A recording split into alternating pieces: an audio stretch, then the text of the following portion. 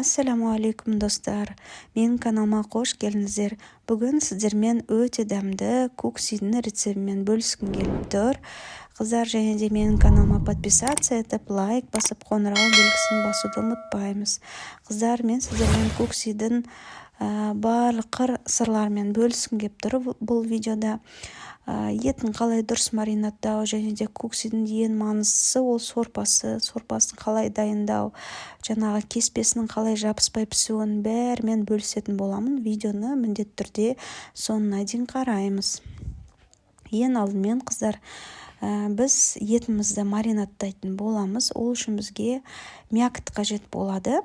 Осындай мякітті видеодағыдай солонка етіп тураймыз. Бұл жерде менде тұздалған ет, енді ештеңе етпейді, бірақ тұздалмаған мякіт болса тіптен жақсы болады. Енді осы туралған етімізге қантымызды, соевый соусымызды құйып 20-25 минутқа маринаттап қоямыз. Құмшекерді қосу себебіміз, бұл жерде етіміз жаңағыдай орысша айтқанда сочный, өте дәмді болып шығады. Сол себептен құмшекерді қосамыз, қыздар. Осылай жақсылап араластырып, етімізді маринаттауға қойып қоятын боламыз. Енді куксидің салаттарына кірісейік. Ол үшін бізге капуста қажет болады. Капустамызды видеодағыдай етіп тураймыз. Болмаса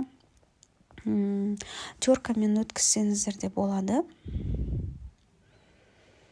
Капустамызды турап, оған тұзымызды салып, қыздар, жақсылап умаждаймыз.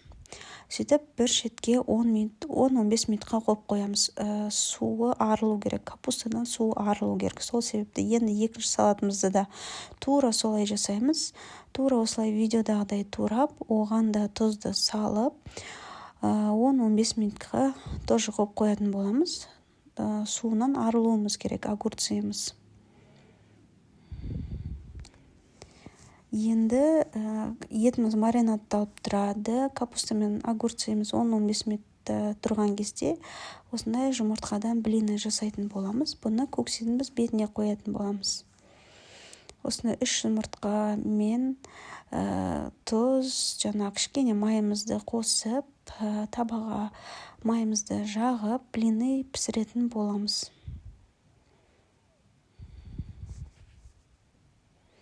Менде 3 жұмыртқадан 4 блины шықты. Блинымыз жақсылап суығаннан кейін бәрін бірге қосып, осылай мен сияқты турасаңыздар болады, болмаса жеке-жеке турасаңыздар да болады. Мінекей бізде кеспе, жаңа жұмыртқадан кеспеміз дайын болды. Енді, қыздар, етімізді қуыратын боламыз. Ол үшін бізге ең алдымен осы көкөністерімізді турап дайындап аламыз. Ол бізге керегі чеснок пен пияз қажет болады. Осылай майдалап турап аламыз көкөністерімізді. Содан соң қызып тұрған пешке майымызды құйып, ең алдымен чесногымызды кішкене қызарғанша қуырып, содан соң етімізді салып, оны да 5-6 минуттай қуырып, үстіне жаңағы туралған пиязымызды салатын боламыз.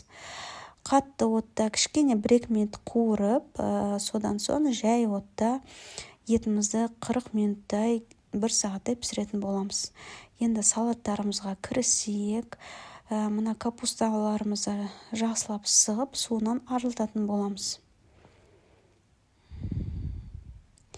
Енді табамызды алып, оған майымызды құйып, пиязымызды қуырамыз. Кішкене қызарғанша, пиязымыз өлгенше қуырамыз. Содан соң капустамызды салып, бір 30-40 секундтай ғана қуырамыз, қыздар. Көп қуырудың қажеті жоқ. Дәміне қарай тұзымызды, құмшекерімізді саламыз, және помидор қоссаңыздар болады. Мінекей біздің салатымыз дайын болды. Оны ыдысымызға салып қоямыз, суытып. Енді келесі екінші салатымызды дайындауға кірісейік. Тура жаңағыдай капуста секілді, бұны да суынан арылтамыз. Огурцыды Содан соң үстіне приправаларымызды қосатын боламыз. Ол яғни кориандр, қызыл бұрыш, аш ұнатпасаңыздар, оның орнына паприка қоссаңыздар болады. Бірақ кориандрды қыздар міндетті түрде қосамыз. Сол кезде дәмі әдемі ерекше болып шығады. Кейін дәміне қарап кішкене тұз қоссаңыздар да болады. Енді осы приправалардың үстіне қызып тұрған майды құямыз. Сол кезде приправалардың иісі өте әдемі болып шығады. Оны жақсылап араластырып, үстіне кішкене ғана уксус қосамыз. Сосын дәміне қарап тұз қоссаңыздар да болады. Мінеки екінші салатымыз дайын болды. Енді қыздар осы салаттар дайындап жатқанда суды қойамыз. Суымыз қайнағаннан кейін тұзымызды салып, осындай көксеге арналған қамырымызды пісіріп алатын боламыз.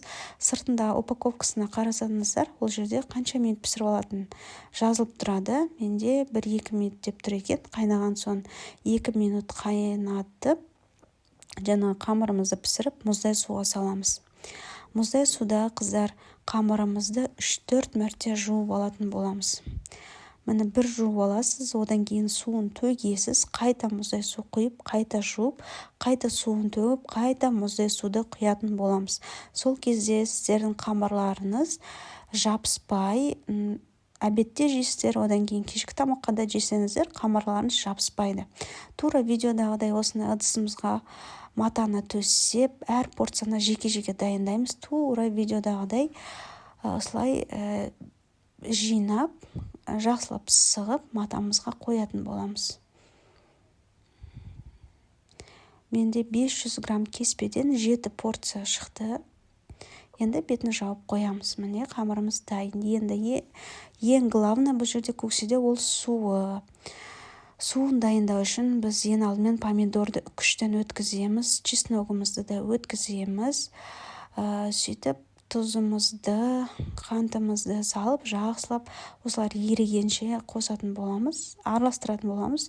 Уксусымызды, соевый соусымызды бәрін құйып, сосын суды жаймендеп осылай қосып тұрамыз. Дәмін көреміз, қыздар. Дәмі андай кисло-сладкий сондай болады. Енді туралған укроп пен огурцымызды қосамыз. Енді көксейімізді жинаймыз. Тура видеодағыдай жинайсыздар, қыздар. Ас болсын. Сіздермен болған Самал.